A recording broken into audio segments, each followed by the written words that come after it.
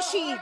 آنچه که دیدید، صدایی که شنیدید، صدای متجاوز به خاک وطن، صدای متجاوز به صدای حق و حقیقت است. آنچه که ملاحظه کردید، صدایی که شنیدید، فضای غبارآلود استودیو